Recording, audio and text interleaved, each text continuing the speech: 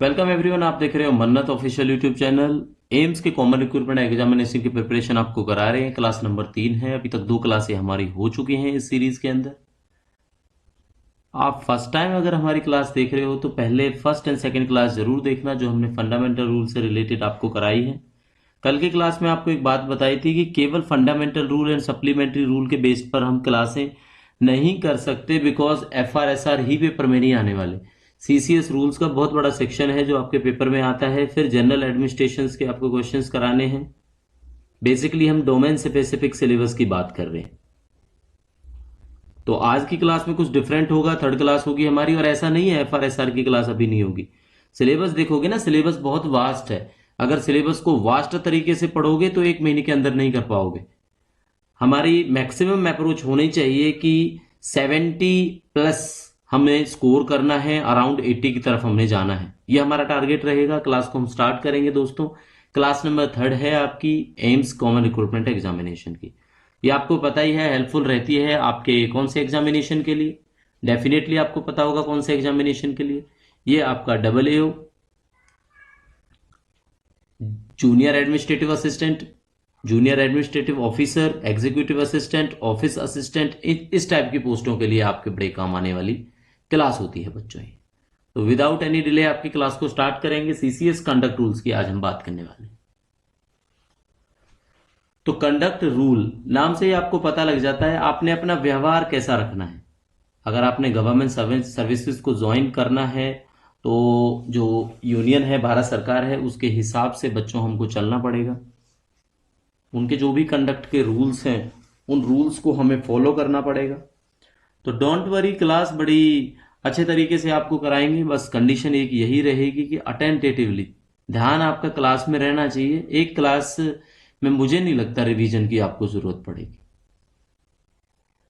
एक बार एक क्लास पढ़ने के बाद डेफिनेटली दोबारा से जब आप क्लास पढ़ोगे तो वो 100% आपके लिए क्रिस्टल क्लियर कॉन्सेप्ट की तरह काम करेगी। तो स्टार्ट करेंगे CCS रूल्स आपका 1964 के कंडक्ट के बारे में। तो देखो, कंडक्ट रूल्स का हम आपको स्टार्टिंग बेसिक बता देते हैं कि ये होते किस पर अप्लाई हैं और किस पर अप्लाई नहीं होते हैं।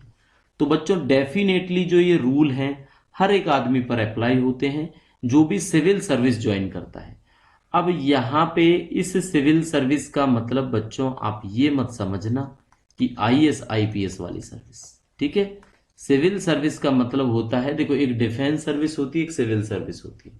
सिविलियन वर्ड आपने सुना होगा ऑब्वियसली। डिफेंस सर्विस में सारे डिफेंस के आदमियों को छोड़कर, डिफेंस के पर्सनल्स को छोड़कर जितने भी आम नागरिक होते हैं, आम आम नागरिक होते हैं, जो गवर्नमेंट नागरिक की बात कर रहे हैं हम, ठीक है। गवर्नमेंट जॉब होगी इनकी भी, बट ये बेसिकली सिविलियन होंगे। तो इन पर ये रूल्स लागू हो जाते हैं आपके, ठीक है। हर एक सिविलियन पर लागू हो जाते हैं। आज की डेट में आप प्रिपरेशन AAO की, जाओ की, असिस्टेंट की, ऑफिस असिस्टेंट की कर रहे हो, तो ये सारी की सारी पोस्टें क्या हैं आपकी, जितनी भी B और C टाइप की पोस्टें एम्स ने आज की डेट में रिक्रूटमेंट आपके सामने निकाली हुई है, सारी की सारी सिविलियन पोस्ट है, ठीक है। कौन सी पोस्ट है बच्चों? सारी की सारी सिविलियन पोस्ट है। तो समझ जाना है आपने, सिविलियंस पर अप्लाई होते हैं, डिफेंस के सिविलियंस पर भी अप्लाई होते हैं। किस पर अप्लाई नहीं होते हैं ये ज्यादा मायने रखेगा, ठीक है। बिकॉज डेफिनेटली क्वेश्चन इसमें से बनता है कि किस पर अप्लाई नहीं होते हैं, ठीक है।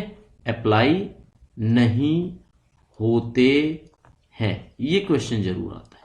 चलो, किस किस पर नहीं होते हैं? तो वो आदमी हैं आपके, एक तो रेलवे में कोई भी मुलाजिम हो, रेलवे में काम करने वाला। तो रेलवे का आपको पता है, इंडियन रेलवे का एक्ट है जो 1890 में बना। अब यहां पे आपकी जीके काम आएगी। इंडियन रेलवे का एक्ट है वो 1890 के अंदर बनता है। उसके सेक्शन 3 में रेलवे सर्वेंट को डिफाइन किया हुआ है। इसलिए जो भी रेलवे सर्वेंट है वो आपका CCS कंडक्ट रूल फॉलो नहीं करेगा। सेकंड में क्या है आपका? सेकंड में है बच्चों, a person holding a post in railway board and is subject to the railway service. सीधी सी बात फिर वही होगी, अगर कोई RRB रेलवे रिक्रूटमेंट बोर्ड के अंदर भी होता है तो यहां पर भी ये एप्लीकेबल नहीं होते हैं। क्यों नहीं होते हैं? बिकॉज रेलवे सर्विस का कंडक्ट बोर्ड कंडक्ट रूल अलग होता है, आरएस कंडक्ट रूल बोलते हैं। तो आरएस से क्या होगा आपका, आरएस से होगा रेलवे सर्विसेज कंडक्ट रूल। ठीक है, तो डेफिनेटली आपने समझना है कि सीसीएस कंडक्ट रूल में रेलवे बोर्ड के या रेलवे के जितने भी रूल हैं वो नहीं आते हैं। खासकर रेलवे वर्ड आपने याद रखना है, रेलवे वर्ड कहीं भी दिखेगा उस क्वेश्चन को अपने दिमाग से, उस ऑप्शन को अपने दिमाग से निकाल देना। होपफुली आपका पेपर में जो एलिमिनेशन मेथड हम लगाते हैं पेपर सॉल्व करने के लिए, रेलवे वाले ऑप्शन ही निकालोगे ना तो आपका आंसर ठीक हो जाएगा।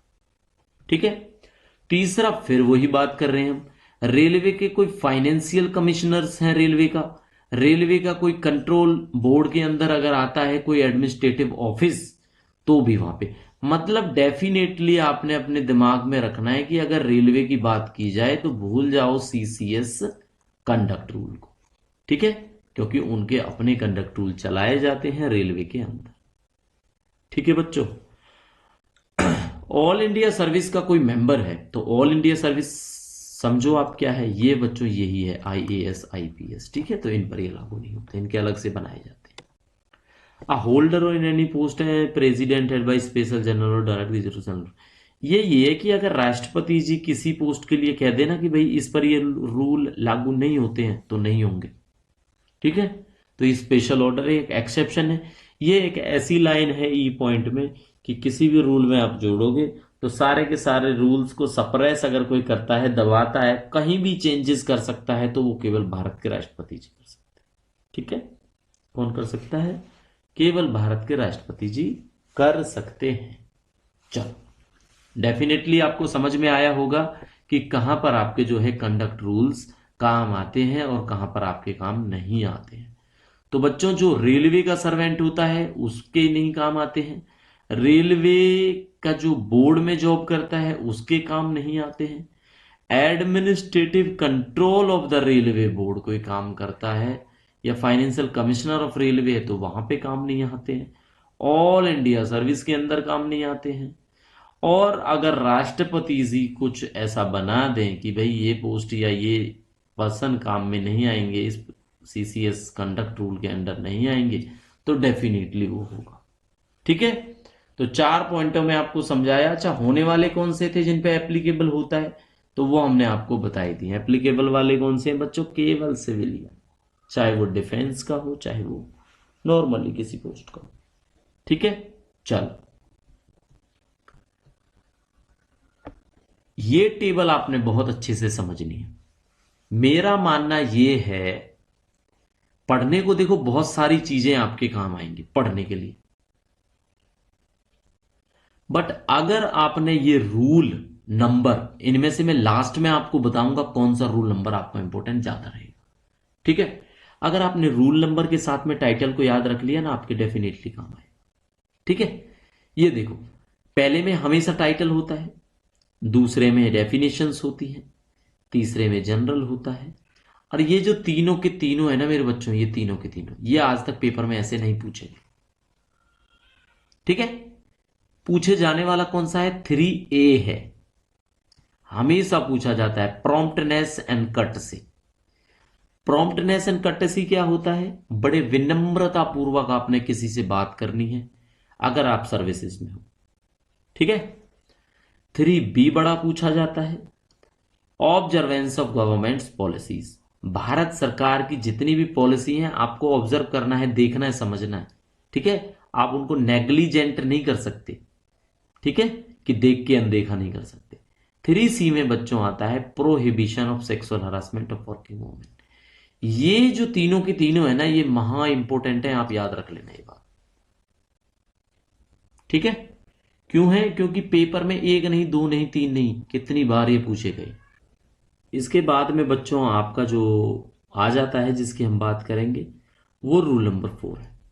4 में क्या है कि किसी भी जो सरकारी आदमी सर्वेंट का रिश्तेदार होगा, नॉन होगा, उसको आप जॉब में नहीं लगा सकते, ये बात भी मेंशन है इसके अंदर। ठीक है, रूल नंबर 5 देखेंगे तो क्या है, पॉलिटिक्स में और इलेक्शंस में भाग लेना है, रूल नंबर 5 के अंदर बात हो। तो रूल नंबर 6 के अंदर आपको हमने बताया कि कोई भी भारतीय जो सर्वेंट होता है, गवर्नमेंट सर्वेंट है, सरकारी जॉब है जिनकी, वो एसोसिएशंस को ज्वाइन करेंगे नहीं करेंगे, सबके बारे में बातें होती हैं। ठीक है, कोई आपने धरना प्रदर्शन करना है, हड़तालें करनी है, तो वो रूल नंबर 7 के अंदर है। ठीक है, ये बड़ा ज़रूरी है आपका। 8 नंबर में बात करते हैं प्रेस एंड अदर मीडिया के साथ में संपर्क अगर साधना है। ठीक है, क्रिटिसिज्म ऑफ गवर्नमेंट, भारत की जो है सरकार की आलोचना आप नहीं कर सकते, रूल नंबर 9 के अंदर ये बात बताई गई है। एविडेंस बिफोर कमेटी और any other authority, rule number 10 के अंदर बात होती है। Communication of official information, official कोई इंफॉर्मेशन है उसको किसके साथ में आपने साझा करना है नहीं करना है, ये रूल नंबर 11 के अंदर बात है। ठीक है, अब एक सवाल आपके माइंड में 100% आएगा, क्या सर ये सारे रूल याद करने हैं? तो डेफिनेटली बच्चों आपको समझ में आने चाहिए, आपको याद होने चाहिए। ठीक है, लेकिन जब मैं ये सारे के सारे रूल आपको बता देंगे हम लोग, उसके बाद में आपने क्या करना है, उसके बाद में आपने, जब हम आपको फाइनली बताएंगे कि कौन सा ज़्यादा इंपॉर्टेंट है, एटलीस्ट उसका रूल नंबर आपको याद होना चाहिए। ठीक है, इतना आसान कर सकते हैं बस आपके लिए। चलो, रूल नंबर 12 में देखो सब्सक्रिप्शंस है ना। सब्सक्रिप्शंस आपको समझ में आ जाएगा, क्या क्या आप अडॉप्ट कर सकते हो चीज़ें, शेयर मार्केट में खेल सकते हो नहीं खेल सकते, ये सारी चीज़ें बात होती हैं। गिफ्ट की बात है, रिश्तेदारों को क्या गिफ्ट दे सकते हो, क्या गिफ्ट उनसे ले सकते हो, रिलीजियस प्लेसेस पे गिफ्ट देना है तो उसकी लिमिट क्या रखी गई है, ये सब बातें इसके अंदर होती है। ठीक है, डोरी सिस्टम की बात होती है, दहेज की बात होती है बच्चों 13A के अंदर। ठीक है, क्या क्या क्या लगता है कि गवर्नमेंट सर्वेंट के लिए बोला जाएगा दहेज लेना है? मना किया जाता है। ठीक है, डोरी सिस्टम के बारे में, क्योंकि डोरी प्रोविजन एक्ट जो बना हुआ है उसके तहत इस चीज़ की मनाही होती है। Public demonstration in honour of government servant, government servant के सम्मान में कोई पब्लिक डेमोन्स्ट्रेशन है, आपने कोई जुलूस निकालना है, वो कंडीशन बात करेंगे रूल नंबर 14 के अंदर। प्राइवेट ट्रेड एम्प्लॉयमेंट, अगर आप कुछ करते हो, प्राइवेट कोई प्रैक्टिस करते हो, तो वो 15 के अंदर है। Subletting and vacation of government accommodation, ये बड़ा पेपर में आता है, अभी 15 है। यानी कि आप सरकारी मकान ले लो, सरकारी मकान लेने के बाद आप उसको किराए पे नहीं दे सकते। ठीक है, ये बात है। इन्वेस्टमेंट, लैंडिंग, बोरोइंग, ये सब इन्वेस्टमेंट के बारे में बात की जाती है 16 नंबर में। ठीक है, और ये जो 12 नंबर है ना सब्सक्रिप्शन, ये अलाइक कैसे हो सकता है, जैसे जीपीएफ को सब्सक्राइब करना है, अपने एनपीएस को सब्सक्राइब करना है, वो बातें होती हैं इसके अंदर। ठीक है जी, चलो 16 के बाद 17 रूल नंबर की बात करेंगे, इंसॉल्वेंसी एंड हैबिचुअल इंडेटनेस। ये आपका वो है जो, क्या बताऊं इसको, क्या है ये जो दिवालियापन की बातें हैं, है ना, हैबिचुअल इंडेटनेस, कर्जे में जो दबे होने वाली हैं, ये रूल नंबर 17 के अंदर है। बहुत इंपॉर्टेंट है, मूवेबल, इमूवेबल, वैल्यूएबल। सरकारी एम्प्लॉय बनने के बाद इसका डाटा आपको देना पड़ता है रूल नंबर 18 के तहत। ठीक है, 18A में ये है कि इंडिया के बाहर और फॉरेनर्स के साथ आप ट्रांजेक्शन नहीं कर सकते, खासकर प्रॉपर्टी के मामले में।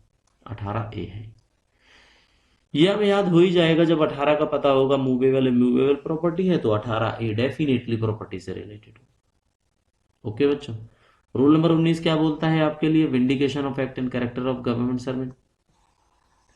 कोई खास इंपॉर्टेंट नहीं है, पेपर में खास नहीं पूछा गया कभी। कन्वेंसिंग ऑफ नॉन ऑफिशियल और other outside influence, rule number 20 के अंदर है। Restriction regarding marriage, that is rule 21। तो ये समझ लो 21 साल की उम्र में शादी करते हैं ना, तो 21 से इसको याद रख सकते हो आप। Consumption of intoxicating drink and drug, कुछ भी आप पेय पदार्थ ऐसा जो मादक होता है, मादक का मतलब इंटॉक्सिकेटिंग, जहरीला होता है, उसके लिए मनाही की जाती है गवर्नमेंट सर्वेंट के लिए। ये सारे के सारे ना शिष्टाचार वाले रूल हैं, इसमें कुछ घबराने वाली बात नहीं है, समझने वाली ऐसी खास। ओके, 23 देख लेते हैं बच्चों, आपका इंटरप्रिटेशन होता है। 24 में डेलीगेशन ऑफ पावर्स होती हैं, किस किस को क्या पावर दी गई है। और रिपील एंड सेविंग, जो लास्ट में कोई कानून अगर हटाना है, कोई रूल हटाना है, तो उसकी बात इसके अंदर की जाती है। ठीक है जी, डेफिनेटली 25 रूल हैं इसके अंदर, अगर टोटल वैसे देखो तो। ठीक है, टोटल 25। तो 25 रूल्स में से कौन से ज्यादा जरूरी हैं, वो उस पर बात करने वाले हैं। ठीक है, 1 मिनट से ज्यादा का टाइम आपको नहीं लगाएंगे हम ये चीज समझाने। चलो वापस चलते हैं, आपको समझाते हैं। देखो बच्चों, 1 से बात करेंगे तो प्रॉम्प्ट ने, ये मैं आप बोलो तो मैं स्टार मार्क कर देता हूं कैसे कर देता हूँ, स्टार मार्क कर देता हूँ। प्रॉम्प्टनेस एंड कट से observance of government policies, prohibition of sexual harassment, ठीक है, एम्प्लॉयमेंट ऑफ नियर फ्यूचर, 4 जरूरी हो गए रूल। नेक्स्ट वाली स्लाइड में देखो कौन कौन से हैं आपके लिए। नेक्स्ट वाली में है demonstration and strikes, joining association by government servant, criticism of government, ठीक है, कम्युनिकेशन ऑफ ऑफिशियल इंफॉर्मेशन। 4 ये हो गए आपके लिए ज्यादा जरूरी। नेक्स्ट स्लाइड में देखो कौन कौन से आपके ज्यादा जरूरी है। सब्सक्रिप्शन, गिफ्ट, डोरी, ठीक है, private trade and employment, subletting सरकारी मकान का, इन्वेस्टमेंट एंड लेंडिंग, ये हो गए आपके जरूरी हैं जो, ठीक है। इसके अंदर देखो आपको पता लगेगा 18 से प्रॉपर्टी याद हो जाएगा, इंडेटनेस एंड हैबिचुअल इंसॉल्वेंसी 17 के अंदर है, 18A में विदेशियों से आपको डील नहीं करना प्रॉपर्टी के मामले में, ठीक है। और मैरिज के रिगार्डिंग ये आपको इंटॉक्सिकेटिंग ड्रग के रिगार्डिंग 5 यहाँ पे हो जाएंगे। और बच्चों इनमें से एज इट इज कोई खास नहीं है, रिपील डेलीगेशन ऑफ पावर है जो ज्यादा जरूरी है। तो टोटल आप डेफिनेटली देख पाओगे कि 10 से 15 के बीच में हमने आपको इंपॉर्टेंट बताए, 15 तक लगभग। तो ये तो ना बहुत ज्यादा जरूरी है। करना क्या है, इनको रिवाइज करते रहिए, ठीक है, रिवाइज करते रहेंगे, क्लासें चलती रहेंगी। आपने डेली सर की क्लास निकालनी है, ये वाली पेज पे कहीं पे लिखे रखना है और पढ़ना है 3A क्या है, 3B क्या है, 3C प्रोहिबिशन ऑफ क्या है, ये सेक्सुअल हरासमेंट है, ऑब्जर्वेंस ऑफ गवर्नमेंट पॉलिसीज हैं, प्रॉम्प्टनेस एंड कार्टेसी है, ठीक है। ये सारी की सारी चीजें बच्चे आपने पढ़ते रहना है, याद रहेगा आपके, है ना।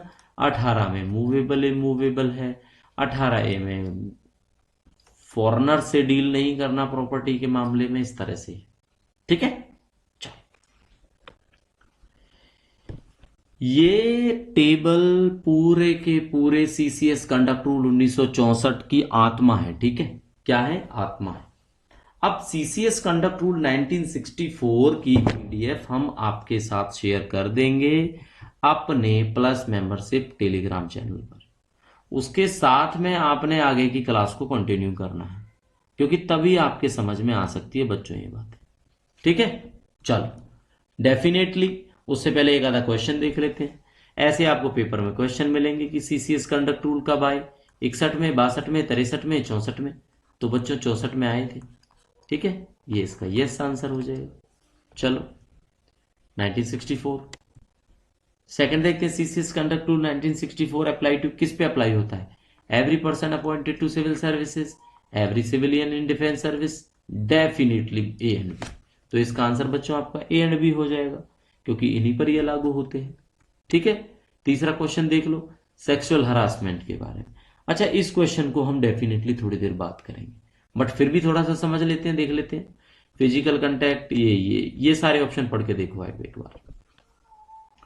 किसी से फिजिकल कांटेक्ट किया वो भी सेक्सुअल हरासमेंट है, डिमांड की या रिक्वेस्ट की सेक्सुअल फेवर की वो भी सेक्सुअल हरासमेंट है, किसी को सेक्सुअली कलर्ड रिमार्क, कुछ साइन ऐसे सिंबल दिखाने हैं, शोइंग पोर्नोग्राफी, ये भी आपका सेक्सुअल हरासमेंट के अंदर आता है, other unwelcome physical verbal normal, कुछ भी गंदा व्यवहार करो आप, ठीक है, तो वो आपका सेक्सुअल हरासमेंट के अंदर आ जाता है। तो ये सारी की सारी चीजें आपकी सेक्सुअल हरासमेंट के अंदर आने वाली है, ठीक है बच्चों। चलो अब क्या करना है, अब हमने बात करनी है, आपने पीडीएफ को ओपन करना है और अब समझना है, ठीक है। बिकॉज देखो क्या है, कुछ टाइम के बाद हो सकता है हम इस पीडीएफ को कंप्लीट कर देंगे और आपके साथ में शेयर कर देंगे, बट अभी समझ लो आप, डेफिनेटली आपके समझ में आ जाएगा। पीडीएफ 100% हम आपको प्लस मेंबरशिप टेलीग्राम चैनल पर जरूर शेयर करेंगे, जो ये क्लास आप देख रहे हैं, ठीक है। अब देखो क्या होगा मेरे बच्चों, आगे आ जाएंगी इसमें डेफिनेशंस, ठीक है। अब डेफिनेशंस में जो जरूरी है वो मैं आपको बता देता हूं। जहां पर भी गवर्नमेंट लिखा होगा इसका मतलब हो जाएगा कौन सी गवर्नमेंट, सेंट्रल गवर्नमेंट, यानी कि भारत सरकार की बात होगी। हरियाणा सरकार, पंजाब सरकार, हिमाचल सरकार, ठीक है, कर्नाटक सरकार, ये बातें नहीं होंगी, सेंट्रल गवर्नमेंट की बातें होंगी, ठीक है। और गवर्नमेंट सर्वेंट, ये मुझे नहीं लगता बताने की जरूरत है, ये तो वही है भाई जिसको चुना गया है सिविल सर्विसेज के लिए, तो वही आपका सेंट्रल गवर्नमेंट एम्प्लॉय हो। ठीक है। चल, तीसरा आ जाता है members of family. Members of family, बताओ मेंबर्स ऑफ फैमिली में क्या होता है। देखो, वाइफ अगर आप मेल हैं, फीमेल हैं तो आपका हस्बैंड क्या है, आपकी फैमिली है। जो क्या है बच्चों, समझ लेना इस बात को आप।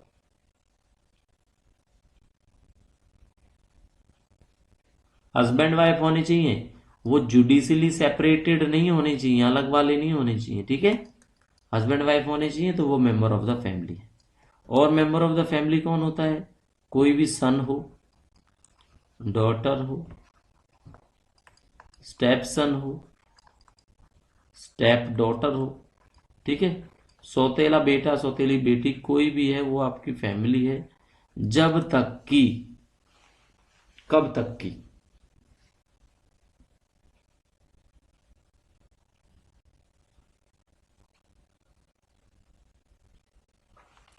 जब तक कि वो डिपेंडेंट है।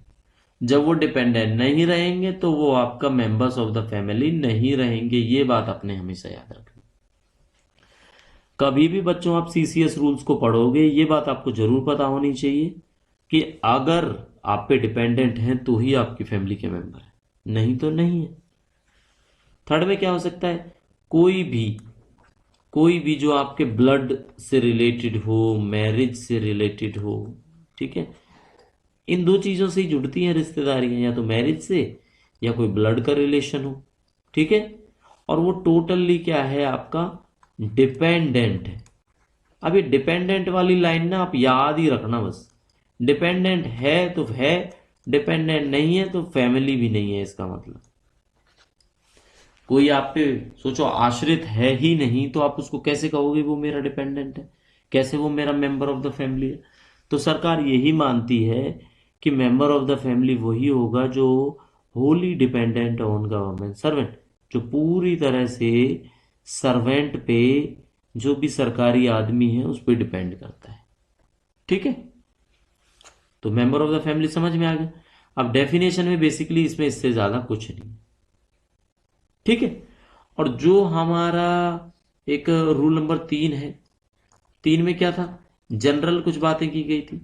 अब ये जो जनरल बातें हैं ना, इसमें से सारी की सारी बातें आपने पीडीएफ से पढ़ ली। तो पीडीएफ में क्या लिखा है, एब्सोल्यूट इंटेग्रिटी, एकता अखंडता बनाएगा हर एक सर्वेंट, ड्यूटी को डेवोट करेगा, अपनी ड्यूटी पे ध्यान देगा, कुछ भी ऐसा नहीं करेगा जो अनबिकमिंग होगा, कुछ भी ऐसा नहीं करेगा जिससे संविधान को ठेस पहुंचे। फिफ्थ पे ऐसा आएगा कि एकता और अखंडता, भारत की सुरक्षा, इन सबको बना के रखेगा, ईमानदारी बना के रखेगा, पॉलिटिकल न्यूट्रलिटी बना के रखेगा। ना ये बोलेगा मैं कांग्रेस के साथ हूं, ना ये बोलेगा मैं बीजेपी के साथ हूं, ना ये बोलेगा मैं आम आदमी पार्टी के साथ हूं। मतलब कि पॉलिटिकल न्यूट्रलिटी मेंटेन करना एवरी गवर्नमेंट सर्वेंट के लिए मैंडेटरी है। ये हमारे सीसीएस कंडक्ट रूल के अंदर आता है।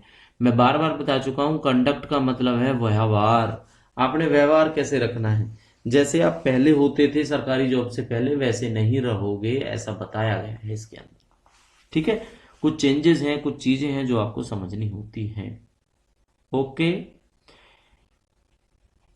अकाउंटेबिलिटी समझनी है, ट्रांसपेरेंसी समझनी है, गुड बिहेवियर रखना है, अच्छे डिसीजंस लेने हैं, अपनी ड्यूटी का डिस्चार्ज करना है अच्छे तरीके से, कोई इम्पार्शियलिटी नहीं करनी है, कोई प्राइवेट इंटरेस्ट नहीं रखना है काम करने में, अपने आप को किसी भी आर्थिक दबाव के अंदर नहीं रखना है, अपनी पोजीशन का मिसयूज नहीं करना है। पॉइंट टू पॉइंट है ये सारे के सारे, पीडीएफ को ओपन कर लेना और क्लास के साथ में पॉइंट टू पॉइंट पढ़ना इन चीजों को। ठीक है, मेक चॉइसेस, टेक डिसीजंस। ठीक है, act with fairness, refrain from doing anything which is contrary to any law. Refrain, अब ये एक सिनोनिम भी होता है। ठीक है, रिफ्रेन, तो रिफ्रेन का क्या मतलब होता है, एक तरह से अलग रहना, बच के रहना, अलग रहना। ठीक है, ये बच्चों रिफ्रेन होता है।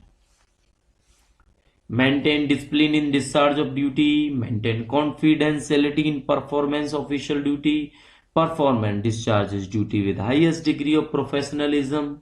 ठीक है, ये 21 पॉइंट हैं इसके अंदर जनरल में, जो गवर्नमेंट सर्वेंट से हम लोग एक्सपेक्ट करते हैं। 21 पॉइंट्स सारे वही हैं, पढ़ोगे समझ में आ जाएगा। पेपर में कोई एक गलत दिया जाएगा, 4 ठीक दिए जाएंगे, आपको पता लग जाएगा। क्लियर? चलो, प्रॉम्प्टनेस एंड कोर्ट से चलो रिवाइज करो। तो वो 3A के अंदर आता है बच्चों। क्या आता है 3A के अंदर? Promptness and courtesy.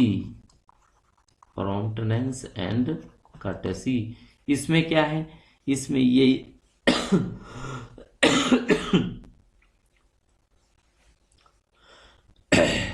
सॉरी, इसमें क्या करना है? जो परफॉर्मेंस है ऑफिशियल ड्यूटीज की, वो डिसकर्टियस मैनर में नहीं होनी चाहिए, विनम्रता से बातें करनी है। ऑफिशियल डीलिंग के टाइम पे आपने डायलेटरी टैक्टिक्स या अपनी तरफ से कुछ भी विलफुल डिले, ठीक है, आप जान के किसी चीज को रोक दो, तो ऐसा काम नहीं करना है। तो प्रॉम्प्टनेस एंड कर्टसी में यही वाली लाइन लिखी जाएगी, पीडीएफ से पढ़ोगे आप मेरे साथ। नो गवर्नमेंट सर्वेंट शैल, कोई भी सरकारी आदमी नहीं करेगा। 2 पॉइंट होंगे, एक तो ये है कि भाई डिसकर्टियस मैनर में बात नहीं करेगा, दूसरा ये है विलफुल डिले नहीं करेगा, ये वाली बात है। ठीक है, तो ऐसे पढ़ना है आपने। नेक्स्ट आ जाएगा आपका 3B। तो 3B में ऑब्जर्वेंस ऑफ गवर्नमेंट पॉलिसीज की बात करेंगे हम। तो ऑब्जर्वेंस ऑफ गवर्नमेंट पॉलिसीज में क्या है कि भाई जो भी सरकार बनाए ना, मैरिज पे, एज पे, ऑफ मैरिज पे, प्रिजर्वेशन ऑफ एनवायरमेंट पे, प्रोटेक्शन ऑफ वाइल्ड लाइफ पे, कल्चरल हेरिटेज पे, उन सब पे बच्चों आपने ध्यान रखना। Observe the government policies regarding prevention of crime against women. तो ये चीजें पता लग जाएंगी आप सबको। ठीक है, नेक्स्ट देखते हैं 3C, विमेन हरासमेंट वाली बात। तो इसमें क्या है कि भाई कोई भी गवर्नमेंट सर्वेंट इंडल्ज नहीं होगा किसी भी सेक्सुअल हरासमेंट के अंदर, ये बातें हैं इसके अंदर। ठीक है, कहां पे? वर्क प्लेस पे। क्लियर? तो वर्क प्लेस पे आप ऐसा नहीं कर सकते। कोई भी गवर्नमेंट सर्वेंट जो उसका इंचार्ज होगा उस जगह का, उसको ऐसे कदम उठाने हैं कि वो उन चीजों को प्रिवेंट कर सके, ताकि विमेन सेफ्टी को इंश्योर किया जा सके। अब बात आएगी सेक्सुअल हरासमेंट में आता क्या है। तो क्या आता है मेरे बच्चों? पॉइंट टू पॉइंट आपने समझना। ठीक है, वो ये है जो आपको एक क्वेश्चन के अंदर हमने बताए। Physical contacts, demand request for sexual favours, making sexually coloured remarks, showing pornography, unwelcome physical verbal non verbal conduct, ये बातें इसके अंदर आती। ठीक है, चल अब एक सवाल और उठ जाता है, वर्क प्लेस क्या है भाई? है ना, वर्क प्लेस वो है जहां पर कोई लोग काम करते हैं।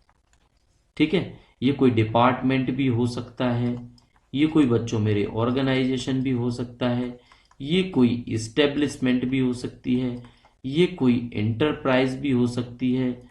ठीक है, ये कोई इंस्टीट्यूशंस भी हो सकता है, ये कोई ब्रांच भी हो सकती है। मतलब कुछ भी जहां पे भी जॉब वाला काम किया जाता है वो सब वर्क प्लेस बोलते हैं मेरे बच्चों।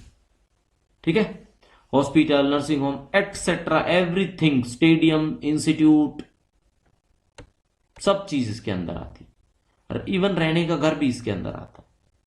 ठीक है, तो ये बात आपको पता होनी चाहिए वर्क प्लेस में आता क्या क्या है। नेक्स्ट रूल आ जाते हैं हम 4 नंबर रूल पे, कि भाई यहां पे लिख देता हूं, रिश्तेदारी मना है। किसमें? गवर्नमेंट जॉब का फेवर में। तो यही है, कोई भी गवर्नमेंट सर्वेंट अपनी पोजीशन का, इन्फ्लुएंस का डायरेक्टली इनडायरेक्टली यूज नहीं करेगा, जिसकी वजह से उसकी फैमिली और फैमिली का कोई मेंबर जॉब को सिक्योर कर पाता है उस गवर्नमेंट ऑर्गेनाइजेशन के अंदर। ये बात हम आपको पहले ही बता चुके हैं। तो पता लग जाएगा आपको कि employment of near relative of government servant company में, फर्म में अलाउड नहीं है मेरे बच्चों, ये याद रखना। पॉलिटिक्स और इलेक्शंस में क्या है, साफ साफ लिखा है, आप भाग नहीं ले सकते। भाग लेना है तो गवर्नमेंट जॉब छोड़नी पड़ेगी, इससे ज्यादा आपको पढ़ने की जरूरत नहीं है। ठीक है, मतलब ना तो आप भाग ले सकते हो, ना उससे जुड़ सकते हो, ना उसको सब्सक्राइब कर सकते हो, मेंबर भी नहीं बन सकते आप, क्योंकि आप तो गवर्नमेंट सर्वेंट हो ना, आप किसी पॉलिटिकल पार्टी के मेंबर थोड़ी हो। तो ये बातें इसके अंदर की जाती हैं। ठीक है बच्चों, चलो अगर एसोसिएशंस की बात करें, ज्वाइनिंग ऑफ एसोसिएशंस, तो किसी भी एसोसिएशन को गवर्नमेंट सर्वेंट ज्वाइन नहीं कर सकता जिससे एकता, अखंडता और पब्लिक इंटरेस्ट का हनन होता है, वो एसोसिएशन नहीं ज्वाइन कर सकते आप। ठीक है, आप बजरंग दल में नहीं जा सकते, आप जा सकते हो कर्मयोगी में जा सकते हो, आप कुछ रेड क्रॉस से रिलेटेड वॉलेंट्रियरली करते हो, उसमें जा सकते हो उन एसोसिएशंस के अंदर, बट वैसे नहीं जा सकते जिसमें एकता अखंडता की बात की जाए, पब्लिक इंटरेस्ट की, पब्लिक ऑर्डर की, मोरालिटी की बात की जाए। ठीक है, चलो तो ज्वाइनिंग एसोसिएशन आप सबको पता है। अब आएगा आपका डेमोन्स्ट्रेशन एंड स्ट्राइक, तो आपने रूल नंबर याद रखना है, रूल नंबर 7 है। ठीक है, क्या है बच्चों, डेमोन्स्ट्रेशन, डेमोन्स्ट्रेशंस एंड स्ट्राइक्स। ठीक है, डेमोन्स्ट्रेशंस एंड स्ट्राइक्स, कोई भी गवर्नमेंट सर्वेंट अपने आप को एंगेज नहीं करेगा डेमोन्स्ट्रेशन में जिससे security of the state, friendly relation, public order, इन सब चीज का खतरा हो। क्लियर, ऐसी चीजों में आप नहीं जा सकते हो, बस इतना याद रखना है। कनेक्शन विद प्रेस और मीडिया, रूल नंबर 8 आ जाता है। तो ये है कि आपने कोई कनेक्शन नहीं रखना है किसी न्यूज़पेपर एजेंसी से, किसी एडिटर से, किसी इलेक्ट्रॉनिक मीडिया के थ्रू, ये सारी चीजें मेंशन है भाई, बिना परमिशन के अलाउड नहीं होता है ऐसा।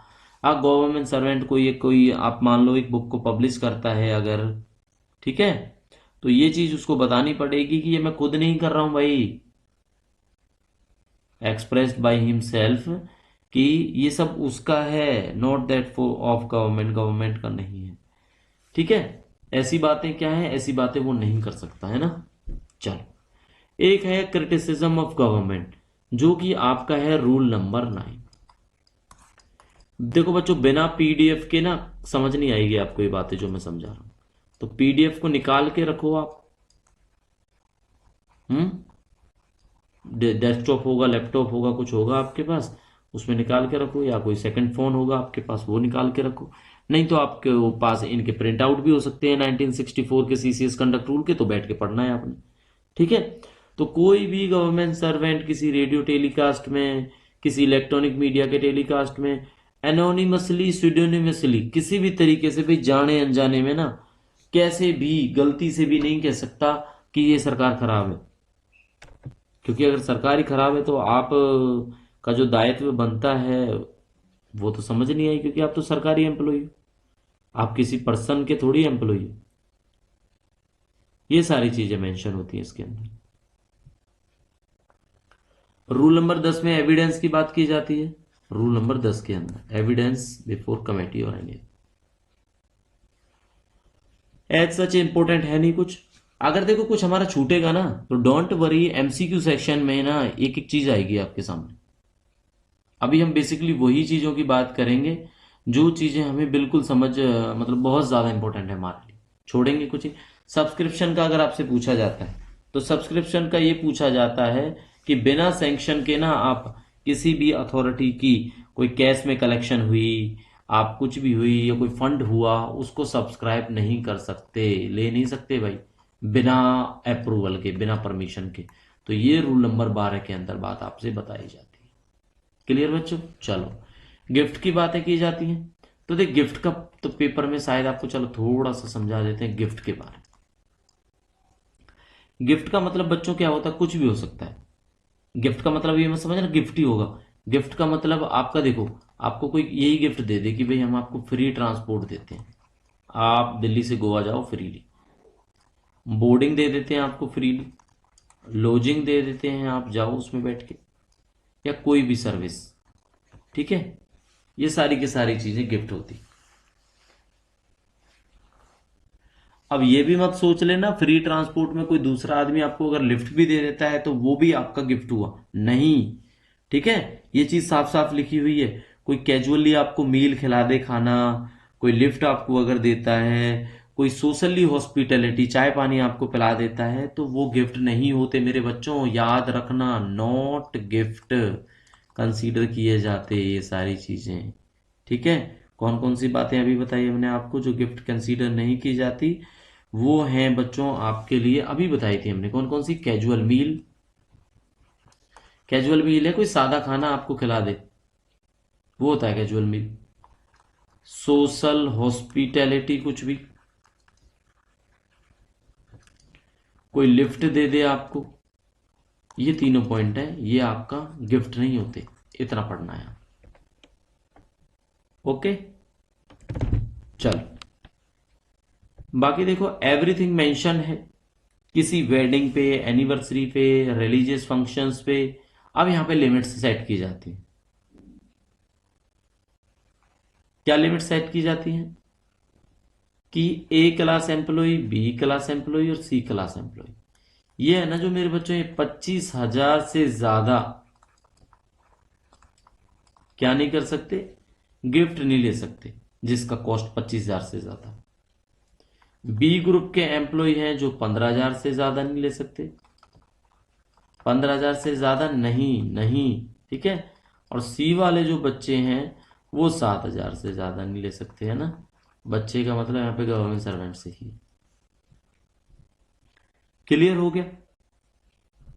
ये कब की बात है? ये तब की बात है जब आप किसी पर्सनल दोस्त से मिलती हो, कोई ऑफिशियल डीलिंग नहीं होती, ठीक है। यहाँ पे लिख भी देते हैं हम, नो ऑफिशियल डीलिंग, उसमें अलाउड है ये। शादी में जाओ, मैरिज में जाओ, रिलीजियस फंक्शन में जाओ, आपके रिश्तेदार अगर आपको देते हैं तो देखो ऑफिशियली ऐसा चलता है भाई। 25,000 से ज्यादा नहीं लेगा ए क्लास का ऑफिसर, ये क्लास है ये, ठीक है। ए क्लास का ऑफिसर, बी क्लास का जो एम्प्लॉई है वो 15,000 से ज्यादा नहीं लेगा, थर्ड क्लास सी क्लास है जो वो 7,000 से ज्यादा नहीं लेगा, ठीक है। ये बातें आपको ध्यान रखनी है, जरूर डेफिनेटली काम आएंगे आपके।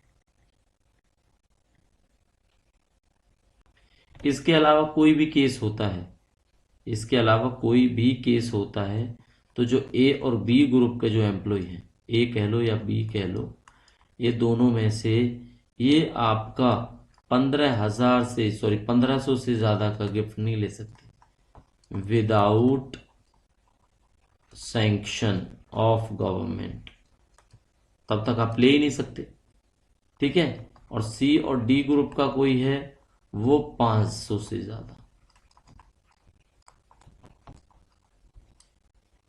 इससे एक्सीड नहीं होना चाहिए मेरे बच्चों, याद रखना। 500 रुपए तक आप ले लो गिफ्ट में, 1,500 से ज्यादा आप इसमें नहीं ले सकते, ए और बी क्लास के मामले में। तो ये चीजें हमने आपको समझानी थी। अब आ जाएगा आपका डोरी, दहेज, ये होता है दहेज। मैं बार बार कहूंगा, रट लो, पेपर में आएगा, ठीक है। 13A दहेज। आप याद रखना, 3A 3B 3C 13, इनमें से एक पेपर में जरूर आएगा, ठीक है। चलो याद रखना मेरी ये बात। तो कोई भी गवर्नमेंट सर्वेंट ना तो देगा ना लेगा ना देने के लिए बोलेगा डोरी किसी को, ना डिमांड करेगा डायरेक्टली ना डिमांड करेगा इनडायरेक्टली, ना दूल्हा करेगी ना दुल्हन करेगी, कोई भी केस हो। और डोरी जो ये शब्द है इसका मीनिंग हमारा आता है दहेज वाले जो कानून से डीपीए होता है। जो डीपीए क्या है बच्चों? डोरी प्रोहिबिशन एक्ट 1961 क्लियरली मेंशन्ड है उसमें डोरी का मतलब, ठीक है। चलो क्लियर होगी ये बातें। प्राइवेट ट्रेड एम्प्लॉयमेंट का थोड़ा सा आप समझ लो एक बार। Private trade and employment,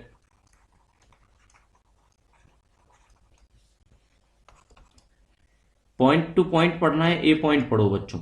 directly indirectly आप किसी बिजनेस में इन्वॉल्व नहीं होंगे बिना किसी सैंक्शन के। ना नेगोशिएट करेंगे ना अंडरटेक करेंगे किसी भी एम्प्लॉयमेंट को, ये भी बात है। ठीक है, ये हमारा बी पॉइंट में बताया गया है। सी पॉइंट में बताया गया है कोई भी इलेक्टिव ऑफिस आप नहीं लोगे क्योंकि आप सरकारी एम्प्लॉय हो। कोई कमीशन एजेंसी का मेंबर आप नहीं बन सकते, कमीशन एजेंट नहीं बन सकते। ठीक है, ये चीजें हैं किसमें, जिसमें आप ही की फैमिली के मेंबर जो हैं मैनेज करते हो जिसको, उसमें तो आप जा ही नहीं सकते। अपनी ड्यूटीज के अलावा उनके रजिस्ट्रेशन में, प्रमोशन में, मैनेजमेंट में, किसी में आप उनका प्रचार नहीं कर सकते। ये बातें मेंशन है। ठीक है जी। कोई भी आप मीडिया प्रोग्राम है उसमें पार्टिसिपेट नहीं कर सकते। प्राइवेटली आप कोई मीडिया प्रोग्राम नहीं कर सकते वीडियो ही मैगजीन के साथ में। मीडिया प्रोग्राम है जो गवर्नमेंट मीडिया करती है वो तो आप कर सकते हो, बट प्राइवेट एजेंसी के थ्रू नहीं कर सकते हो। ये बातें आपके काम की है सारी की सारी। ठीक है,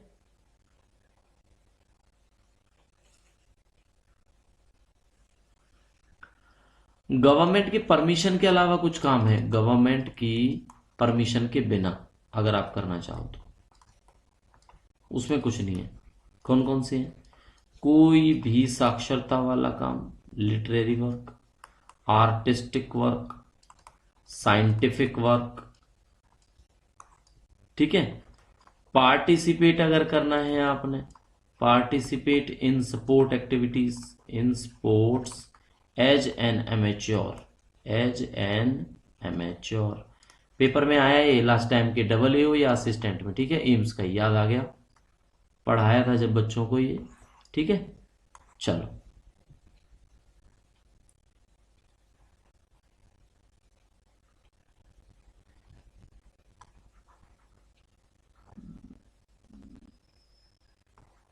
रजिस्ट्रेशन हुआ, प्रमोशन हुआ, मैनेजमेंट हुआ, किसी स्पोर्ट्स एंड कल्चरल या रिक्रिएशनल एक्टिविटी है, रजिस्टर्ड सोसाइटी एक्ट। कुल मिला के बात है जो रजिस्टर्ड सोसाइटीज एक्ट कौन सा था, 1860। इसमें ऐसे लिखा जाता है 21 ऑफ 1860। 1860 का जो एक्ट है, इसकी किसी भी सोसाइटी जो इसके अंदर रजिस्टर्ड है उसके अंदर आप काम कर सकते हो। ठीक है, जैसे कि ब्लड डोनेशन के लिए आप कोई संस्था बनाते हो तो वो इसके अंदर आती है, सोसाइटी रजिस्ट्रेशन एक्ट के अंदर। ठीक है जी, तो ये सारी चीजें आपने बच्चों ध्यान रखनी है। इसके अलावा कोई कोऑपरेटिव सोसाइटी वाला काम है, कोऑपरेटिव सोसाइटी, तो कोऑपरेटिव सोसाइटीज का एक्ट बताओ कब आया। तो कोऑपरेटिव सोसाइटीज का जो एक्ट है वो 1912 पढ़ा जाता है। ठीक है, और सोसाइटी का 1860 पढ़ा जाता है। डेफिनेटली क्लियर हो गया होगा। 15A में क्या बात करेंगे, सब लेटिंग की बात करेंगे। ठीक है, सब लेटिंग एंड वेकेशन। तो साफ साफ लिखा है आप सबलेट नहीं करोगे भाई। ठीक है, ना लीज पे दोगे उसको। अब वेकेशन ये है कि आपसे जैसे मकान आप खाली कर रहे हो या आप रिटायर हो गए, आपका टाइम मैक्सिमम जो लिमिट है वो कंज्यूम हो गया, तो आपको क्या करना है, टाइम लिमिट के अंदर। ठीक है, लिमिट जो टाइम है, लिमिटेड टाइम है, उसके अंदर इसको वैकेट करना है, खाली करना है। ये इसका मतलब है, ये चीज इसके हिसाब से समझाना चाहते हैं। ठीक है जी। 16वें रूल में बात की जाती है कि किसी भी स्टॉक में, शेयर में आप भाग नहीं ले सकते बच्चों। ठीक है, ये बात है। किसी भी तरह की इन्वेस्टमेंट है जो एम्बरास कर सकती है, इन्फ्लुएंस कर सकती है आपकी ऑफिशियल ड्यूटीज को, उसमें आप भाग नहीं ले सकते भाई। ये साफ साफ लिखा है इसमें। ओके, तो अब देखो, मुझे शायद लगता है कि क्लास आपको बोरिंग लगी होगी, है ना। बट देखो सिलेबस इतना है, आज सोचा है कि इसका बेसिकली एक तरह से खत्म ही करा देते हैं इस टॉपिक को। कुछ समझ नहीं आता है डेफिनेटली आप जरूर पूछोगे, किसी भी क्लास में हम डिस्कस करेंगे। ठीक है, इंसॉल्वेंसी एंड हैबिचुअल इंडेप्टनेस, जिसमें हम रूल नंबर 17 में बात करते हैं, इसमें यही होता है कि सरकारी कर्मचारी को अपने मैनेज जो प्राइवेट अफेयर्स हैं उनको इस हिसाब से बनाना है कि वो उनका दिवाला ना निकले, वो दिवालिया ना हो, उनका सब कुछ दांव पे ना लग जाए, बिक ना जाए, ये बातें हैं इसमें। ठीक है। मूवेबल इमूवेबल प्रॉपर्टी की बात की जाती है बच्चों। तो कौन सा मूवेबल है, कौन सा इमूवेबल है, पीडीएफ में पढ़ो, आपको समझ में आ जाएगा। क्वेश्चंस में हम आपको भेजेंगे तो आपको जरूर समझ में आ जाएगा। ठीक है।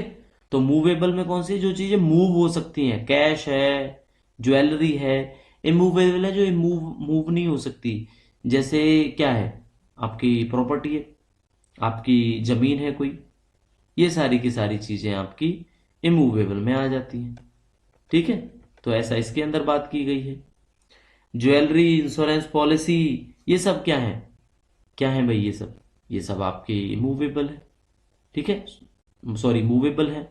लॉन्स हैं, मोटर कार हैं, मोटरसाइकिल हैं, हॉर्सेज हैं, रेफ्रिजरेटर हैं, रेडियो है, टीवी है, ये सब। Okay.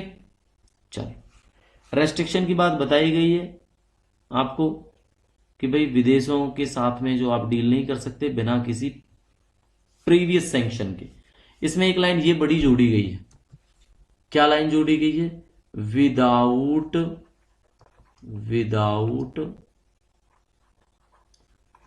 Previous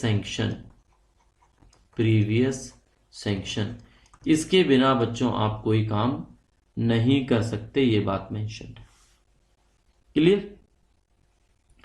vindication of act and character of government servant, कोई भी गवर्नमेंट सर्वेंट बिना किसी सरकारी परमिशन के रिकोर्स नहीं कर सकता, किसी कोर्ट को, प्रेस को विंडिकेट नहीं कर सकता। ठीक है, विंडिकेशन के लिए नहीं कर सकता, क्रिटिसाइज नहीं कर सकता, डिफेमेटरी कैरेक्टर की तरह काम नहीं कर सकता, किसी की जो है वैल्यू को खराब नहीं कर सकता।